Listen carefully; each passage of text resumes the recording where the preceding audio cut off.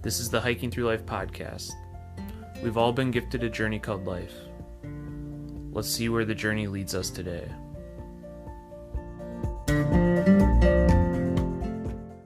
We're looking forward to getting Rory out for his first winter adventures. We're super excited that we recently got Ella's wool to keep him warm this winter. The merino wool is super warm, moisture wicking, and I feel really confident that he's going to be super warm and dry this winter on all of our adventures. If you want to try out Ella's wool, you can use the code HikingThroughLife2020 to get 10% off your order. That's HikingThroughLife2020. You can go over to ellaswool.com to look for their super cute outfits. They have onesies, they have tubes, they have hats, they have all the wool products you need to keep your baby warm. Check them out.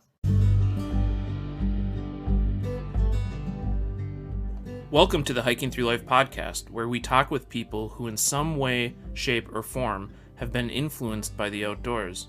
I'm Andy, the producer of this podcast, and my lovely wife Sarah will be your host. Together, we make up Hiking Through Life.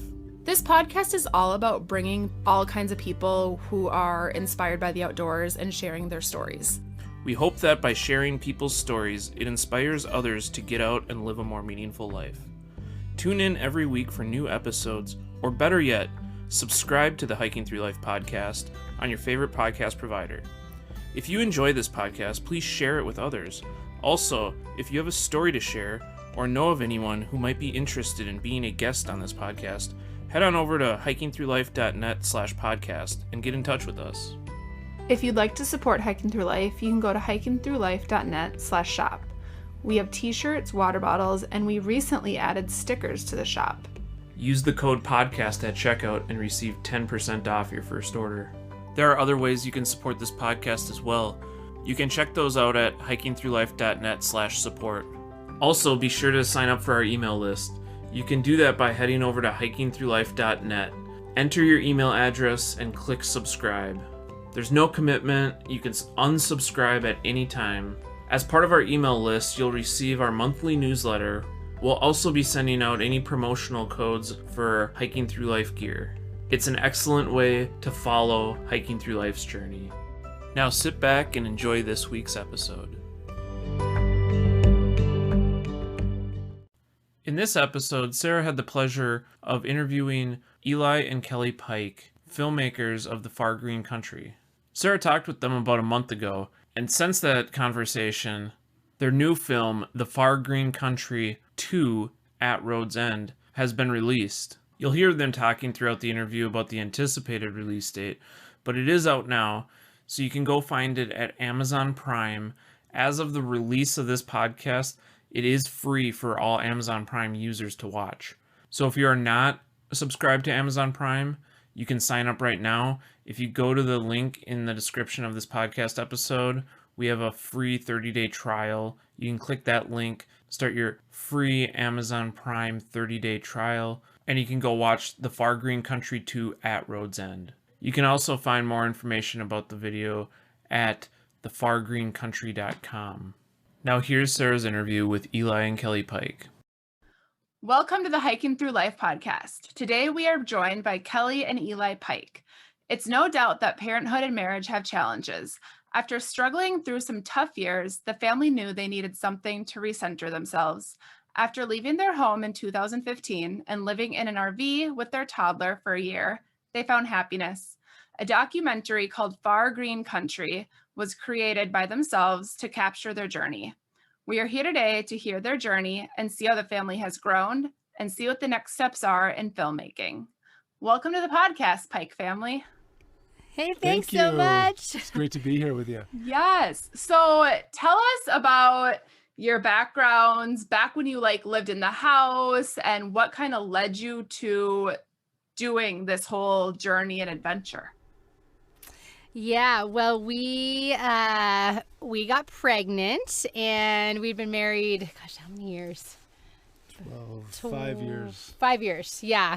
And we were pregnant and we're hoping for a, healthy, natural childbirth with our first child. And it ended up being kind of everything that we were hoping it wouldn't be, basically. And it was 56 hours of trying to get Dakota into the world, and we were left with emotional and physical and just spiritual just wounds. And I had PTSD fairly severely after he was born, and had night terrors, and just my brain was dealing with trauma of the birth, and got into some postpartum depression. And in the midst of that, Eli was traveling quite a bit for work, and I was at home kind of suffering through this isolated introduction to motherhood alone. And I'm a pretty extroverted person, so it was a pretty challenging time for us. And then after months of that, just our marriage was taking a pretty big hit in terms of disconnection and conflict and stress under the exhaustion of being new parents. And we realized, man, if we don't make an intentional decision to change our life, we're going to wake up 5 years down the road and it's not going to be a healthy situation. And so we thought about how we fell in love and what we love to do together, and it's adventure and travel and road trip and be free and outside and in wild places. And we definitely weren't ever RVers. We're more the backpacking, camping type of people in a tent. But we had this, at that point, almost 2-year-old in tow, and we were thinking maybe the RV would be the answer to the need for some of those comforts of home and having all the stuff you need to have with small children, but also be able to get us out into the wilderness. So we bought the Bounder and we headed out for a year, and it was a desperate thing for us. That's kind of what fueled it. Well, yeah, I mean, getting rid of everything you've ever known and hopping into an RV is a huge journey, or a huge step, especially when you have a toddler. And after you said a 56-hour pregnancy, holy moly, and just like, or a 56-hour labor, not pregnancy. Pregnancy is 9 months. But yeah, like that just all sounds like a lot to go through. And I remember watching your documentary in April when I was pregnant, and I just remember having all these fears of, oh my gosh, when we have this kid, my life is over. What's going to happen? Our adventure life is going to be done. We're not going to be able to camp. We're not going to be able to hike, because that's everything my husband and I love to do too. Yes. So watching your documentary was just like so moving and heartwarming for me to see that, like, you guys who reach like the lowest of the low can come back and gain so much happiness. Yes. And it was just so motivational when I was pregnant. I'm so glad. We love to know that our work has motivated, inspired you and many others too. It's just, it feels great that our pain that we were going through can actually be turned around and provide inspiration to others. Yeah, absolutely. And so what was it like to like get rid of all of your stuff in your house? Was that hard at all? Or were you just kind of at the point where you were so desperate you were willing to part with it all?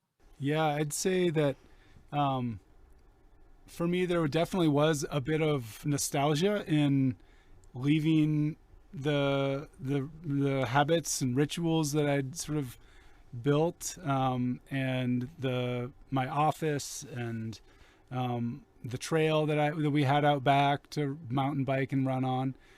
There was some nostalgias there, but it really was, like Kelly said, an act of desperation.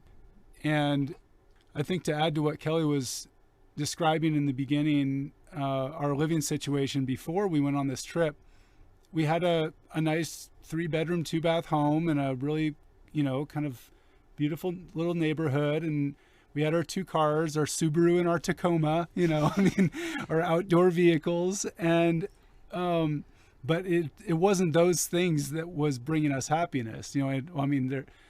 Those things weren't bringing us the happiness that we wanted as a couple. And one of the big disconnects is that I was traveling all that for work. So I'd fly to Boston or LA or Seattle or Colorado for a video shoot, and be gone for 4 to 10, 14 days. One time I was in India for 2 weeks, and Kelly's sitting at home with our amazing son, but by herself with a baby, and not with me. So, and then when I go on my trips and my shoots, I just get so focused on what I'm doing that I'm, it's not like I'm calling in multiple times a day. So we were getting very disconnected in that sense. So it was kind of like a brainstorming session on how can we still earn a living and yet not be apart so much, and sort of share the adventures that I'm going on together. I think there was probably some little bit of envy or jealousy back in those days, because here I am traveling in India making films, and Kelly's at home being left behind. And, prior to kids, Kelly and I would travel to Africa. We went to Africa, Peru, Australia, and we're, doing stuff together. And when you guys were doing that together, were you still doing your filmmaking jobs and Kelly would come along on them? It was different every time. Well, the Africa stuff, Kelly was actually directing a child sponsorship program in Uganda, and then hired me to make some videos for the program. So we went over there together. That's one example. So a lot of personal adventure travel. Yeah. I mean, the Australia, New Zealand, Peru, we would try to every 2 years do something international together to connect and just have adventures. So, but the Africa trips were my job based. So yeah, I guess what I'm getting at is we were brainstorming on how can we stick together as a family, and it was just the motorhome kept coming up. We, like Kelly said, we weren't motorhome people. Neither of our families have grown up with motorhomes. Both Kelly and I, when we go recreate, it's like backpacking into the wilderness, small lake, small tent. And so it felt kind of strange really to like be doing a motorhome. But then as we, started thinking more about it, and as we got into it, just the ability, like Kelly said, with a child, and being able to bring the diapers and having the shower and a kitchen to warm up food and stuff like that, allowed us to camp under the stars in remote places and do hikes early in the morning, because we were camping at the trailhead, and that was pretty cool how it allowed us to have that lifestyle. Totally. Yeah. When you have all those conveniences of home right there in your own vehicle, it makes it so much easier. And like you said, with like the diapers and everything, I mean, we haven't totally adventured into backcountry camping yet because it's cold here in Minnesota with our baby and he's only a month. But yeah, there's a whole lot of things to think about when you're doing that. I'm remembering when Dakota was like maybe 8 months or something, I think probably 8 months old. We took him on a little backpacking trip. I mean, it was like backpacking, 300 feet away from our car to a walking campsite basically.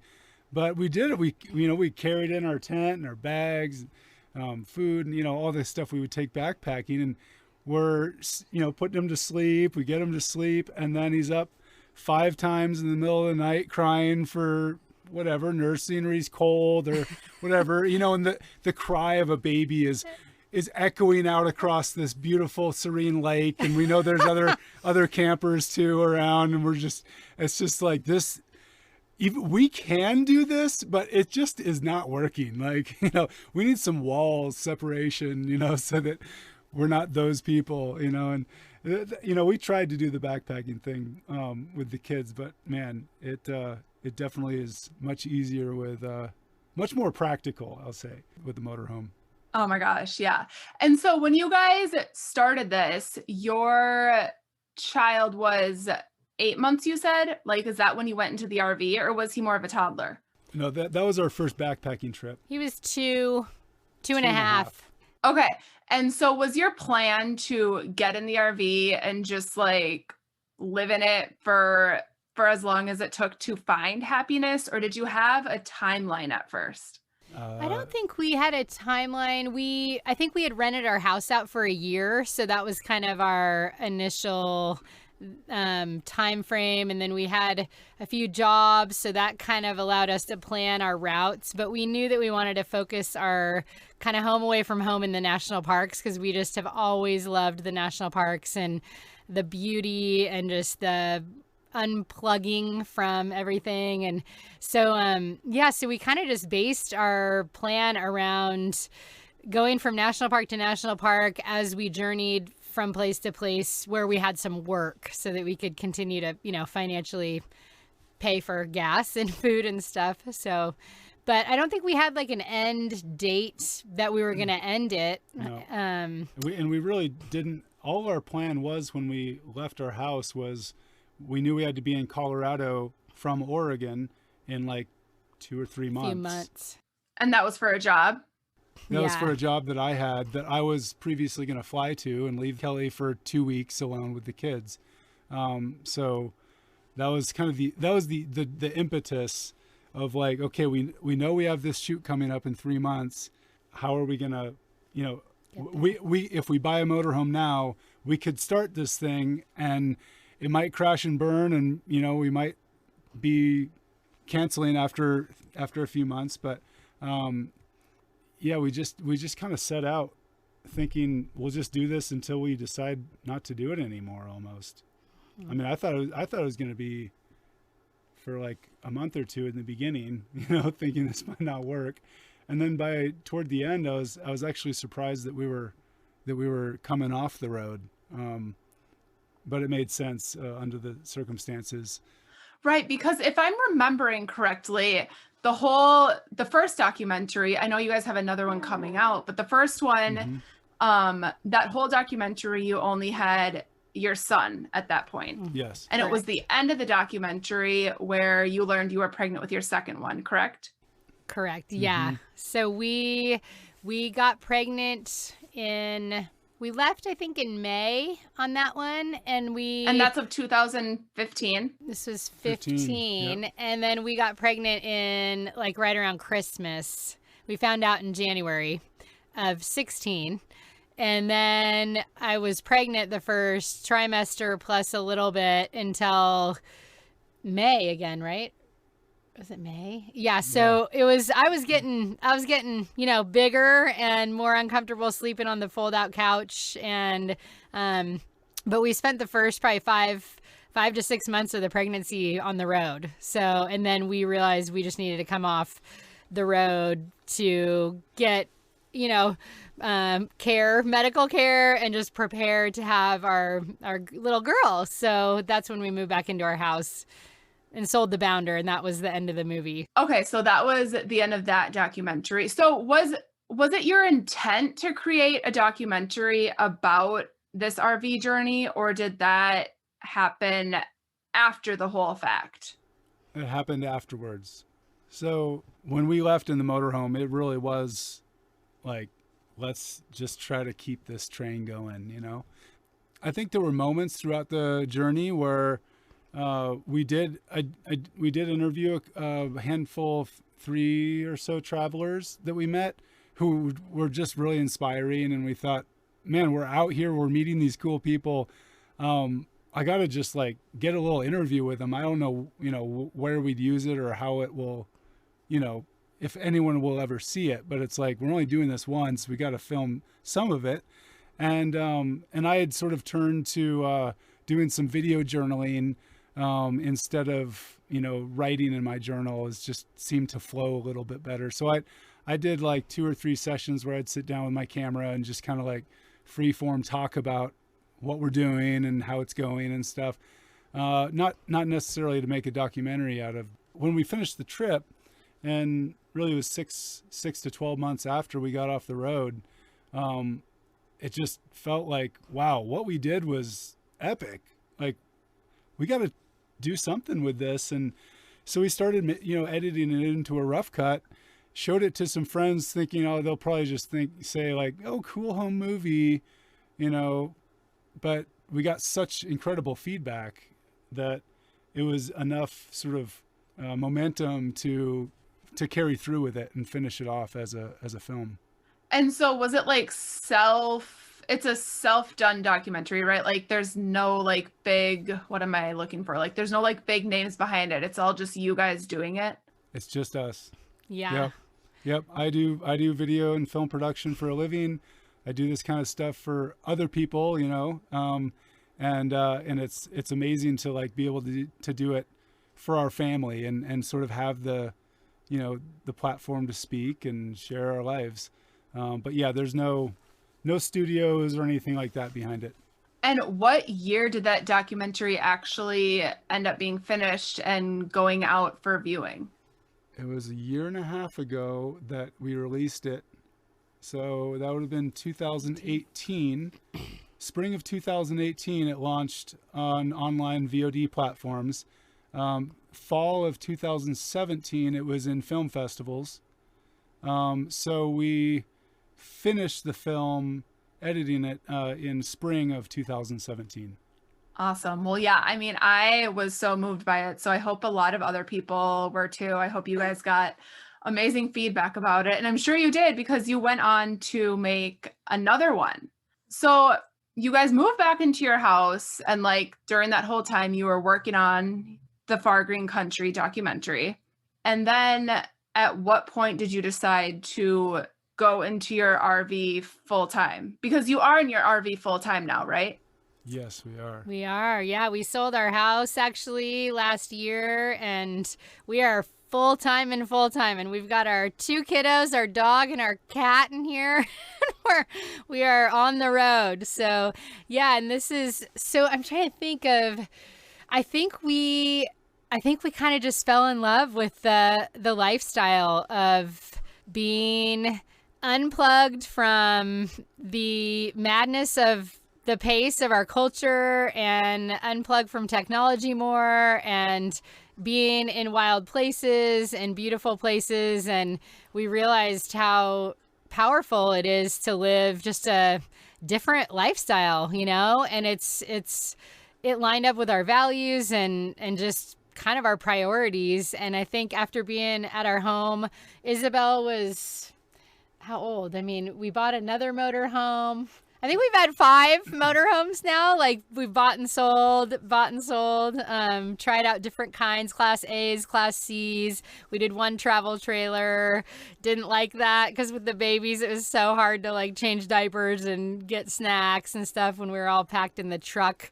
But I think we just realized we love the freedom and the simplicity of life on the road, and we want to keep doing it. And then after a few more years of kind of month-long road trips here and there, we sold the house, and now we're full-time in, and it's just awesome. Yeah, there's a let's go back though to a year and a half ago. My dad passed away from cancer. He got pancreatic cancer, and so he went fairly quickly after the diagnosis. It was about 6 months there that we had to sort of spend time with him and say our goodbyes. And after he passed away, I really like wanted to sort of continue connecting with him somehow, and also just like be intentional about creating some space to grieve. I didn't really know what that would look like because I've never actually grieved a death before like this. It was so close to me. So kind of came up with this idea of like wanting to make another documentary and having it be on grief. And a lot of the places that I was envisioning these memories, early memories with my dad, were on the East Coast, Cleveland and Great Smoky Mountains, and over in the Atlantic coast in South Carolina. I had these vivid memories, and I really wanted to go back and visit these places and just kind of see what came up. So that was the start of the concept of the sequel. And I pitched some ideas to some companies just to see if we could get some, a little bit more support this time, with our production. We were just totally blessed. Winnebago jumped in and said, we want to help you out. We want to do this thing. So they hooked us up with a brand new Class A motorhome for a year. And we sort of traded some marketing for the use of the motorhome, and we filmed it in various places, and they used that in their marketing, and then we used the footage in our film because we're filming ourselves driving the motorhome anyway. So it really worked out well, and that set us up on documentary number 2, the sequel, which we filmed last year, basically. Filmed that, gave the motorhome back to Winnebago in June of this year, sold our house, and got another used Class C Winnebago. And now we're making documentary number 3. Oh, you're on to number 3 now. Wait, so is number shooting number 3? Okay, because number 2 is coming out really soon, correct? Yes. Correct. Hopefully Thanksgiving. We're crossing our fingers. It's in LA. We're waiting to get into the lineup onto Amazon Prime. So any day, hopefully we'll find out when it's going to go up, but it should be soon. That's so awesome. And you guys had other people behind you with this one too. So a little bit. Yeah. There's going to be even more audience. We hope so. Yeah. It's I think the subject matter is really, I think it's going to be really powerful, especially in light of the year that we've all had here in 2020 and COVID, and just the, grief doesn't just have to be you've lost a parent or, goodness forbid, a child, or, it's we all are living a grief story in some way. And the fact that COVID has really changed life as we knew it, and community as we knew it, and just interacting with other humans without masks. I mean, we're all grieving something. We're all on a grief journey. And I think we are hoping that this film gets out there and encourages people to kind of press into just the disappointments and the depression, and to realize they're not alone and there's hope, and that it's really powerful to be able to name that and talk about it. And so we're hoping that through our kind of vulnerability, we're going to allow people to kind of enter into that journey on their own. So I love that. And like you said, a time like this year, there's no better time for something like that to be coming out. And when you talk about grief, I mean, are your kids highly involved in the grieving process of your father in this documentary?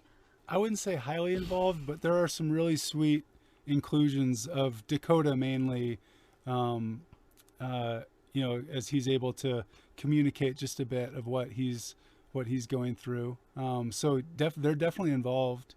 Yeah, there are 7. So Dakota's 8 now, but he was 7 and Isabel was 3 in this. So, but yeah, he's in it. We do a little interview of him, and he's talking some and sharing some. It's really, really sweet. And also, if I'm remembering correctly, in the first documentary, didn't you go back and visit your parents often with Dakota? Am I remembering that correctly? Yeah, that was my parents. So we went to the Prairie Nest, which is the place that's actually where we're at right now. So Dakota's in heaven right now. But yeah, that was my folks. But Eli's parents also lived in the same town, so we would see the grandparents pretty consistently. And I think specifically with Steve, Eli's dad, I mean, he was so faithful the first couple of years of Dakota's life when we were here before we went on the road. He came over every week to play and wrestle, and he was a faithful grandfather for Dakota, and a really sweet friend for me during that time when Eli was gone a lot. Steve would come over and we got to be fairly close. So yeah, we've all been processing the grief and the loss, and remembering Steve and, his stories and the sweet times we had, and celebrating his life. And so the viewer will learn a lot more about him too, because it's kind of sharing some about his life as we share about, his death. Yeah, I love how positive you guys are, and just like you guys talk about this with such a big smile on your face. I mean, grief is a really hard thing for anybody to go through, but the light you're shining on it and just sharing your story about it, I think is going to help empower a lot of others to see there is that light at the end of the tunnel. Yeah, Yes. I hope so. Yeah, I think that, we have such, as just as humanity, we have such reason to come together and connect around the subject of death, because it's Universal. It's universal. Like, it's something we all share, like that we are inevitably every day moving closer and closer toward death. And yet we try to run from it or ignore it, or, just sort of pretend that it's not going to happen, or just make the best of every day and we'll die when we die. But I think by actually just engaging that, there's a lot of, we all have a lot of commonality. And then there's also a man in the film, Billy Price, that we interview. He's a friend of ours, a good friend of Kelly's from high school. But his grief story has nothing to do with death. It has to do with his injury that he sustained just going into college, which left him in a wheelchair. And he really had to grieve that he'll never walk again. And so it's a unique angle on what grief is and what he did with it, because he's changing the world now. Yeah, he's really is changing doing the some world. awesome. Yeah. So we interview probably 6 or 7, I think, really neat. They actually are all men, but just sharing about different individuals' grief journeys and what that's looked like, and it's pretty powerful. Yeah, we're excited for folks to watch it and hopefully be moved by it. That's really cool. And are all the people that you interview, do you have personal connections to all of them? Yeah, We do. Yeah, some are friends, some are folks we met on the road, fellow travelers. So it was kind of a compilation of different folks who were going through their own grief journeys. So, and this film is, if the first film was a little bit more of Kelly's story, this film's a little bit more of my story. So I'd literally just sit down with these other guys, and first we'd ask them, hey, are you interested in being on our documentary talking about grief and sharing your grief story? And so then I'd just sit down with them and set up the cameras, press record, and then have an hour or 2 long conversation, and use that as the content that we brought in. So it really was part of my healing journey as well as making a film. It was cool it was a really good part of that journey to set up these intentional conversations. And you said you went to the places that were so memorable with your father. So those places are all tied into the documentary as well. Yes. Yeah. Yeah, this one, our first one, as you may remember, we kind of stuck to the West Coast. It was from Jasper, Banff, all the way down to Joshua Tree. So this one, we actually head from the West Coast all the way up to Vermont, and then we swing south along the East Coast and end this one in South Carolina. And then our third documentary will pick up there, and we go through Florida and over through the South, through Texas and all that. So we're kind of making a loop, but it's some neat country, because we, being from the West, we haven't encountered, the Smokies and the Northeast and some really neat, Midwest Amish country, and there's some really beautiful, just different environments. We, however, didn't get to Minnesota, which is one of our needed stops. Yeah, there is. We're gonna do that. Lots of Amish communities surrounded throughout Minnesota. So cool. Oh, huh. Yeah. Yeah, Minnesota is amazing. We I've had it been on there, our but yeah, original plans, it is the north of your state. Oh my gosh, it is just glorious. Yeah, but yeah, out in Vermont and stuff, that area is beautiful too. Yes. We were out there last summer for a month out in that area. We took a 2-month road trip, spent a lot of time out east in Vermont and Maine. So beautiful. Yes. We visited like a maple syrup Yeah. sugar house is what they call them, where they make the maple syrup. And we visited an apple orchard farm that made apple cider. And both of those are in the film because my dad I remember making apple cider with him. He like drowned his pancakes in maple syrup in the mornings. Like, so just these, there's a lot along the way, there's a lot of these sort of tiebacks to, significant memories of my dad. That was part of just the whole grief process of, reconnecting with him and thinking about him. Right. Like bringing just all of those memories and just really bringing them to life. I'm super excited to watch it. I hope it comes out around Thanksgiving. Yes. So we do too. We'll try to let you know. Yeah, we'll definitely let you know. We get the date. Yeah. Yeah. And like Thanksgiving seems like the perfect time too, just to really reflect on what we really can be thankful for this year. Yes. It's true.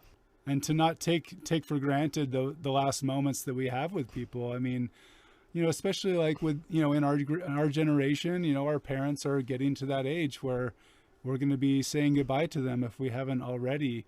And how do we do that well? How do we cherish those remaining days and not just get caught up in the petty stuff that, can be conflictive? And for them, for people who are older, how do I leave well? Like I am going to be leaving this earth. How do I leave well? I think these are questions that will all do us good to consider, especially around holiday times when we're looking at spending time with family. And all families have their issues. Absolutely. And hopefully people can spend time with some families this year. I know it's know. So what are you guys going to be with family for the holidays? Yeah, Oregon's a little bit on lockdown now, but so we're not seeing like a big posse of family, but we are seeing some family in distanced or outdoor formats. And yeah, so it's gonna look different, but we're gonna try to see whomever we can and enjoy every moment. Yeah, and luckily you can do it outside, you said. I mean, here in Minnesota, it's a little too cold to do that now. Totally. Yeah. So what's it like to be full-time in an RV with your kids? Have you been homeschooling them, Kelly? Yeah. So Dakota's in second grade now, and Isabel's 4, so she's in, I guess, pre-K. But we homeschool, we road school, whatever you want to call it. That's kind of what our third documentary is about. It's going to be based on education, and kind of we've seen so many folks they do the unschool thing or the 5-hour school week or the homeschool or the road school. And there's a lot of different perspectives out there on education. And, we just by nature of the lifestyle we live, the kids are learning and seeing so much and meeting so many neat, interesting people. And I mean, life lessons come very often out here, but I am also doing an intentional homeschooling program through an Oregon-based kind of web academy kind of thing. And we only do, it's not online. I only do some math online, but yeah, we've got our books, our curriculum, and, we try to stick to somewhat of a schedule. We found that Dakota specifically kind of likes a routine, and we live in a very routineless lifestyle. So we try to give some structure. You also like that. So yeah, there's some of us in the family that really like the structure and some of us that don't need it as much, but we try to do a few days a week of intentional schooling, as well as just all the life lessons that come throughout the day and the week. Right. And like going back to COVID again, I think with COVID, so many families are looking at like schooling or unschooling or homeschooling and outdoor schools and all of that kind of stuff. So that documentary is going to be so significant for so many families. Yes. Yeah. Yeah. And we've gotten to interview some really fascinating folks for that one too. Some, unschooling mom who is passionate about the unschooling thing. And then a very I'd say dignified private school principal who is just awesome. And yeah, we've got some really neat perspectives coming out in that documentary as well. But so yeah, it's with COVID, it is so true. I mean, we have like our nephew and niece here in Oregon. I mean, they've been doing Online. homeschool. I mean, online school, but it's homeschool. They're at home all day and they're staring at a screen, attending their classes. And it's like, if that's where education is going, even for the short term, if not, God forbid, for the long term, why not be out and about, like seeing historical sites and national parks and, you know, visiting different cultures. One of our favorite things from our trip last year, which will be in this education documentary, number 3, which will come out in 2021, is visiting Louisiana and the Cajun culture and learning the Cajun history and eating the Cajun food. And, you know, for us, you know, West Coasters, we're pretty removed from that culture. And the kids got to experience that, you know, and yeah, we're really passionate about continuing to educate our kids, especially right now in the midst of real upheavals in education. Yeah, absolutely. Oh my gosh, I'm so excited for that documentary too. You guys are doing awesome things. thank you. So cool. Yeah, that's so true. We are like very removed from just like other cultures and things going on within our own country. We get so Yes. wrapped up in our own worlds and our own heads in our day-to-day life that we kind of forget there's another world out there. I forget there's another world out there when I'm stuck in my house all the time with a new baby. Yeah. Totally. Yeah, we were blown away at the Southeast. We were amazed. I mean, we felt like we were in multiple different countries. The Acadian just influence and language, and I mean, it was phenomenal. It was really, really wonderful to be able to engage in that for a few days and enjoy that cultural, just stepping into that cultural difference. So it was awesome. All the histories from St. Augustine, Charleston, Savannah, Civil War history. Oh my gosh. Early settlement history, slave history. I mean, to be able to like take our kids to those sites and teach them about those things, you know, hands-on in the location that they were happening hundreds of years ago, it just gives them a little bit better opportunity to grasp what we're talking about. It's not just in a book. Right, it totally does. And that's going to stick with them for so much longer than sitting in a classroom. So many benefits to it. So do you guys just kind of like pick where you go based on your work still? Is that kind of the long-term plan? Yeah. Work generally. and weather, I would say, are the two, because now we were just in Colorado and we got the first, winter blast, and we had some frozen pipe issues and stuff. And then we're kind of here for a little family Thanksgiving, and then we're going to head south. That brought us to Oregon. We were in Colorado and we got a job in Oregon. So it was like, hey, that's going to work out. We can see family at Thanksgiving, but like that's a job, so we'll travel halfway across the country for it. Yeah, just the fact that RVs and winter weather don't mix super well. So and as you know from the Bounder movie, we got stuck here previously in negative 10 and 20 degree weather. So we're watching the weather every day and hoping to be here through Thanksgiving, and then we're gonna turn our motorhome south, and we're gonna spend the rest of the winter in the south. Going across, we're gonna head down south into California, and then go across into Florida eventually. Yeah, heading south sounds like a good idea for RV living. Yes. Yeah. Yeah. And you guys said both your parents were from Oregon. Did you meet based on your families? My parents actually were from the Seattle area, and my parents, after they retired, they moved down here to get out of the rain, and this is where Eli's family has lived. So I didn't grow up in this area, so no, our parents didn't introduce us. We were introduced by a mutual friend, actually. So yeah, but now our parents our parents became friends, and they got to be close and sort of neighbors too. Yep. They don't live too far from each other. So That's so cool. But yeah, if you're ever through Sisters, Oregon, go to Sisters Coffee Company. That's where we met.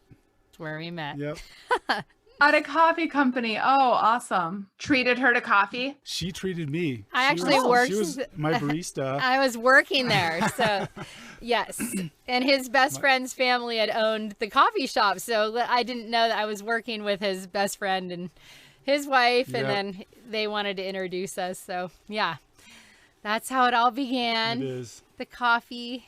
Eli kept frequenting the coffee shop a lot more than normal, I think. So Yeah. I actually lived in another town, so I'd drive to Sisters to get my coffee because I knew who was serving it. Well, all those miles to get the coffee clearly paid out. Yeah, and a lot of hard work and a lot of endurance, yeah, and lots of hard work. it's marriage is not easy for anyone, and we've struggled through a lot, and we continue to struggle through. I mean, we have a session with our marriage counselor tomorrow, and we're still in it. I mean, a couple sessions ago we said, we're doing so good, we don't have anything to talk about, and it was like the first time we'd ever said that In so years. it felt That's great. awesome. But then sure enough, the next session came around, and we're Had some things to talk about. Yeah, Yeah. we're still consistently doing marriage counseling, and it's super helpful, and it's been a huge rescue for us just to invest. I mean, it's time, it's money, it's effort and energy and pain, looking at our pasts and our wounds and our families of origin, and how, we each think that the way we grew up was the way that, people are supposed to live, and those things clash when you get married, and then you bring kids into it and parenting differences, and there's just so much to have to face and work through, and yeah, lots of forgiveness, lots of healing. So it's a daily journey to choose to love, and it's definitely a choice. So what do you think, what would you guys say is your biggest marriage advice you'd give people?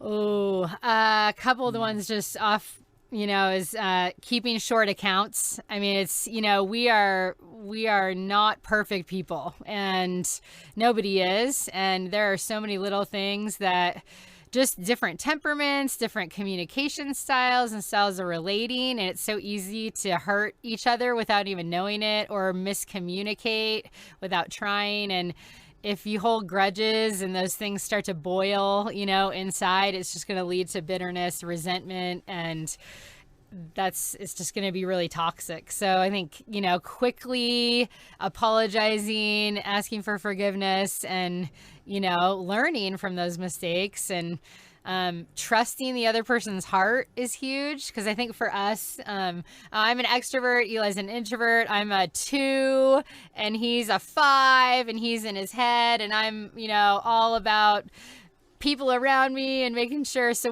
we live very differently, and our priorities are different, and it's easy to hurt one another and miss one another. And I think just the little gratitudes and thank yous and appreciation, and actually looking into each other's eyes, and being intentional about being grateful. I don't know, those are all key things. What do you think? those are all very, very good, applicable.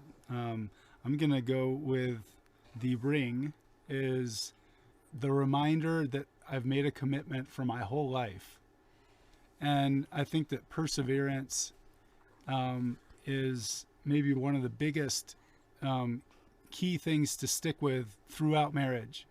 And I say that because there's a lot of things we've learned, and we're growing, and but without that perseverance to just survive even through some of the worst times, we wouldn't be here to be continuing to learn how to love.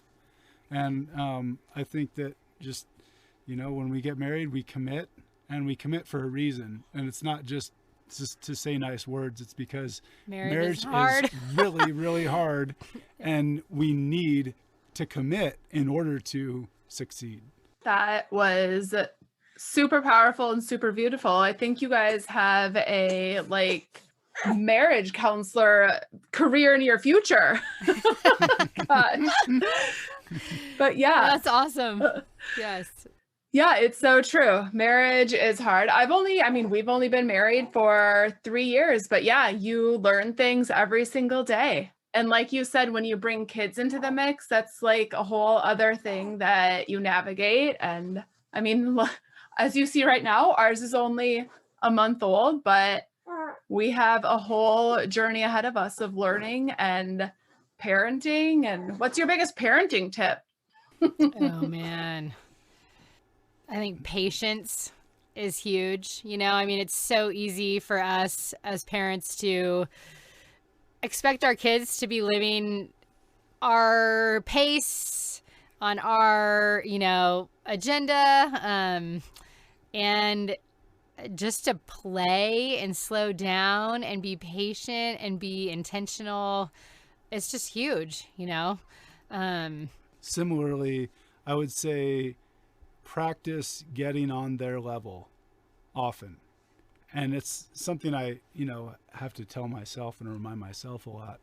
But, one way I do that is wrestling with them. It's getting down on the floor, letting them crawl all over me. It's getting down on the floor with their Legos and Playmobil and pretending to talk in silly voices and be characters that I'm not, because that's their world. And then even today, homeschooling Dakota with some math, it was like I was like banging my head against the wall, until I somehow came up with the idea to pretend I was Prince John in the Robin Hood cartoon and counting my gold coins and bags of gold, and Robin Hood was stealing them, and Dakota finally got it. He finally listened Clicked. And paid attention. And it really was coming down to into his world. And there's a dignity in that. I think it gives Dakota, or gives our children dignity to know that we are willing to enter into their worlds instead of, teaching them how to be in our world and requesting them to run at our pace, like Kelly said. And, my daughter's words ring in my ear, don't leave me, or you're going too fast. Like when we're on a hike, wait for me, because we're walking and we want to go somewhere, and we don't just want to dig in the dirt. But that means that for them, they're going at 100% full pace without stopping, trying to keep up with us. And it's a terrible way to live. It's really rude. I mean, we're being really rude to our kids when we do that. And so in that same sense, like, come down to their level, slow down, look at the little leaves, play in the dirt. It's not about getting to the end of the trail. It's just about being together. Totally. Yeah. Like, we need to see life from their perspective too. Just as much as they have to learn from our perspective, we probably have a lot more to learn from their perspective. Mm-hmm. Yes. And part of that is actually physically getting down low, because seeing the world from 2 or 3 feet high is very different than seeing it from 5 or 6 feet high. Yeah, totally. Absolutely. I love hearing you guys say this because I'm a preschool teacher. So hearing what you guys have to say is, yeah, it's all so beneficial and so needed for children and development and relationship building. What's Thanks. your biggest piece of advice Yeah. as a preschool teacher? Teach us what you know. I mean, you guys said a lot of amazing things, but let them play, like, follow their lead. I think kids have so many great ideas, and I think a lot of the time adults just stop those ideas. So just letting them lead in the play and just see where they take it. Because a lot of the time learning is so prescribed. And when you take that prescribed lesson away from kids, the possibilities can be really endless. So true. And we're creating Yes. we're going to have way more creative humans in our future if we do that. Mm-hmm. It's true. So I'm all about the homeschooling, the unschooling stuff. I think it's super, super awesome. And I love learning about it and reading about it and watching your documentary when it comes out. Thank you. Yeah. That's awesome. Is there anything else we should add about the documentary that we missed? I mean, we talked about a lot, I know. Well, the first documentary or the second or the third? I know. Right now we're really, talking about our sequel, which is the Far Green Country 2 at Road's End. And people can search it by just searching the Far Green Country.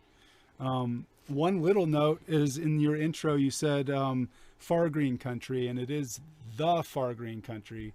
So if anyone's searching, it does start with a the. It's a very technical thing to mention. And then I was also thinking, your podcast is titled Hiking Through Life.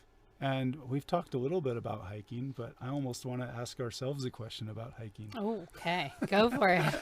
Yeah. What does hiking mean to you guys? Like, do you go out on hikes a lot with your kids? We hike every day, I would say. Yes. It is one of the things that I think we've been able to continue to do no matter how small or large our children have gotten. And we have a dog that loves to hike. We now have a hiking cat that wears a harness and a leash, and No she goes way. hiking with us. So we are, And she's off leash when yeah, allowed. she and hikes. she loves to hike. So we are a major hiking family. Yes. And we've done miles and miles of hikes all over the world, really. And I still believe that the best times Eli and I have connecting, like communication wise, are when we are on the trail, by far. We go backpacking or hiking, and we talk and talk and talk. And it's that space and time and peace. And while we're having movement in our bodies, that we can just be together and open and enjoy each other. And we love hiking and backpacking. We just love it. So that's cool that that's the name of your podcast. Yeah, I like it. That's Hiking great. Through Life. Yeah. And that's like so much about like what we love about it too. You're taken away from all the distractions. So our thing is like when we're out hiking, we're just like reflecting on all of life, and we don't have all of life's distractions by us. And that's like kind of where the name came from. So cool. Yeah. It's awesome. Just last week, we were hiking from Delicate Arch back to the parking lot in Arches National Park. It's about a 1.5 mile hike. And I was carrying our daughter, Isabel, and she and I were just having a little discussion about how amazing it is that we can walk so far. Because we saw our motorhome off in the distance. It was about a mile away. We could see it out the valley floor, and it really is just incredible how much distance we can travel on our own 2 feet. I also, as a young dad, got lots of time hiking with our kids as when they were like babies, in the front pouch the or the front baby pouch. backpack, Or with Yes. Isabel, I just, we were living, we did like 3 months in a RPod trailer one year when she was really young. And in order to help Kelly sleep, I'd get up at 4:30 a.m. or 5 a.m. with Isabel when she'd wake up. I'd, as quickly as I could, so she wasn't crying in the tiny trailer very long, throw her in my arms, put a blanket over her, and then go out with my Crocs on, Croc shoes, and shuffle through the woods. We covered, tens of hundreds of miles, in beautiful places. I remember one time in Black Canyon of the Gunnison National Park going on like a 3 or 4 hour hike with her, starting at about 4:30 a.m. Just holding her in my arms. She slept almost the whole time. And she had no idea we were going down to the bottom of the canyon and back up. And you just carried her in your arms, not even in a pack? Yeah, just in my front arm. And then the way it was like a fleece blanket, and I'd sort of tuck it underneath, wrap it like a little wrap it papoose. around my head, and then like stuff it back in, and you So know, she kind may of like weigh a like 10 sling. pounds or whatever. So It yeah, is like a like the sling. Africa. I don't know if you've been to Africa, but you know the women just wrap their babies Yeah, like the slings. in these and Yep. they just have them on. Yeah, It's awesome. she'd be right next to my, you know, my Abdomen. chest, so she'd stay plenty warm, and I'd start sweating, you know, and we covered a lot of miles that way. Totally. And I mean, from what I've seen with our own baby, like they just are so enthralled when they're outside. Like he is so content when we're out there, so chill. Even if he's hungry, he doesn't cry because he's just so content out in the fresh air. It's Yes. true. It's so Yeah, good. yeah. Last week when we were at Arches, we had this campsite. It was up at what's the campground called? The Devil's playground? No. Anyway, something. there's a really cool campground at Arches National Park. It's the only one Devil's there. Garden. I think. And it's up on a hill, and you can see out. And there's like red sand basically all over the place because it's all sandstone out there.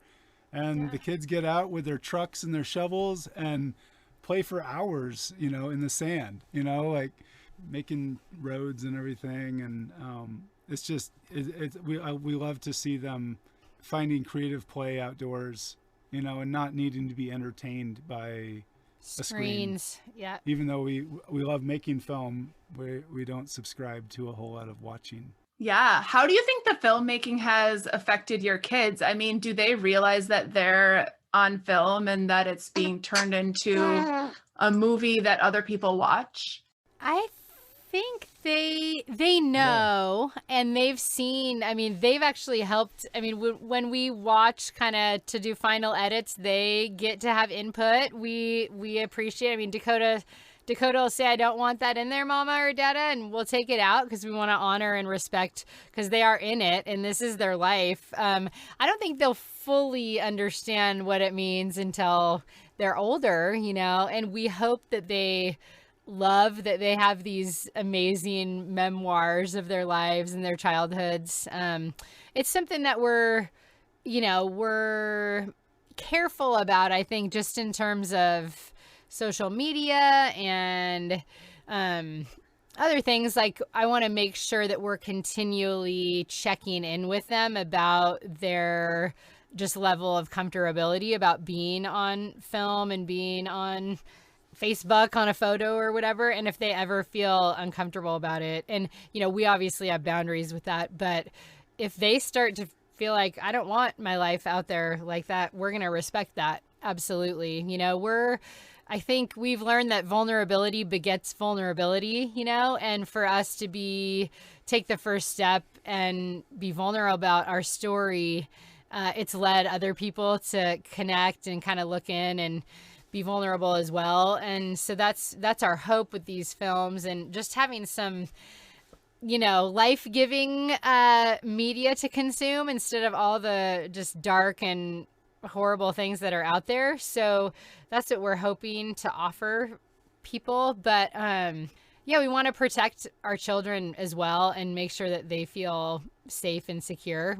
So we'll continue to talk to them about it. But Dakota this time he wanted to be interviewed, and he shares some about him and Grandpa, and he's in the film, and he loves, you know, that part of it. And so, and at the same time, there's some days when Dakota and or Kelly will say, you know what? Enough camera. No cameras. Let's put that away. Yeah. You know, or I'll say, Dakota, can you stand right here and do such and such? It's a really cool shot. Nope, I don't want to. Okay, well, I guess we're not doing that, you know. So we don't push. We're not those parents that push. I know that there's different philosophies on that, and you know, if you don't raise the bar and push your kids more, they won't know what they can achieve. And you know, there's some truth to that, but there's also the truth to the fact that no means no, and we want our kids to know that their no means something, and that if someone is ever pushing them or doing something to them that's not appropriate and they say no, we expect that they trust that means something. And so we really want to honor our kids' needs and wishes in this way. So, but I know that Dakota, I mean, the parts that he is in both films, and the feedback we've gotten already from we have a little film review team that watched the second film and gave us feedback, and people love seeing Dakota and just his heart and he's an amazing little 8-year-old. He's a phenomenal human being, and him sharing is a blessing to people. So it's really fun to see him and his life, even at his young age, really impact and bless others. So that's really neat. Totally. And I think, yeah, like you guys said, that's super powerful that you give him the choice of, you involve them in the film editing and everything. I think that's super, super awesome, and shows a really high respect for your own children in that aspect. Because I think a lot of people can get into this industry and like just totally blow that out of proportion. So that's really awesome, you guys. Yeah, I think for us, the whole foundation of the first trip was to save our family and to save our marriage. And so I think that's the mentality we go into all of this filming with, is if this isn't benefiting the health and well-being of us as individuals and as a family, it's not worth it. There's nothing that's worth us and our family crumbling, and being in an unhealthy place. So if that's the fruit of it long term, then we'll stop doing films and do something else. But for now, I feel like the fruit of it has been, it's, not only really fun for Eli and I to be able to have the passion projects to work on together, but to involve our kids and those in our, our friends as we interview folks, and just to be able to offer hope and inspiration to the world. So that's kind of where we're landing right now. Yes. Awesome. Okay. And so people can look you up on the Far Green Country. Is there any other ways people can look you up or get in touch with you? Yeah, so the website has links to we're on Facebook, we're on Instagram, I think we're on Twitter too. So we're on all those. I try to, it's like that catch-22. I don't like to be on social media very much because I'd rather be out hiking or something, but it's part of the way we connect with people. So we are updating those as often as we can. And then we have a website, thefargreencountry.com. If you want to watch the first film and certainly the second when it comes out, we're on, I think the Amazon Prime is the main platform to find us, but we're also on iTunes. There's all those Roku and Vulu and Duvu and all those other ones that if you just Google the Far Green Country, it'll pop up somewhere. Find some ways to find us. Yeah, but connecting, messaging us on social media is a good way to connect. And you can email us on there too, I think. So. Yep, and you can sign up for our newsletter. Yeah, we have a newsletter on our website if you want to get more kind of personal updates of our journey and what we're doing. You can sign up for that on our website. Awesome. Well, thank you for sharing so much and coming on the podcast today, you guys. You're welcome. Yes, thank you. And bless you and your little guy and hubby. And yeah, keep in touch. Yes. Thank you. Let us know if you ever end up in Minnesota in that RV of yours. Okay. Oh my gosh, we will. I want to say, yeah, I love northern Minnesota. I love Minnesota. So yeah, we'll come up there at some point. Yeah, hit us up. Okay, good. Okay. Well, thanks so much.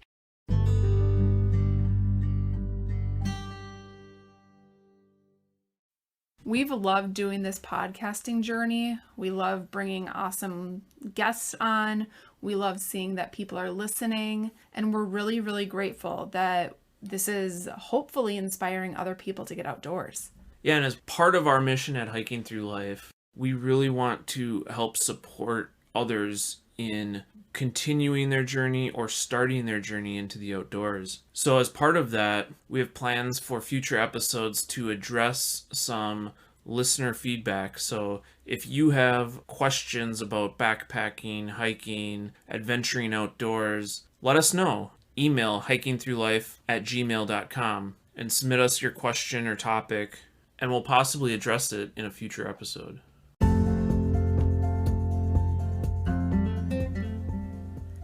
You've been listening to the Hiking Through Life podcast. Peace, love, and hike through life.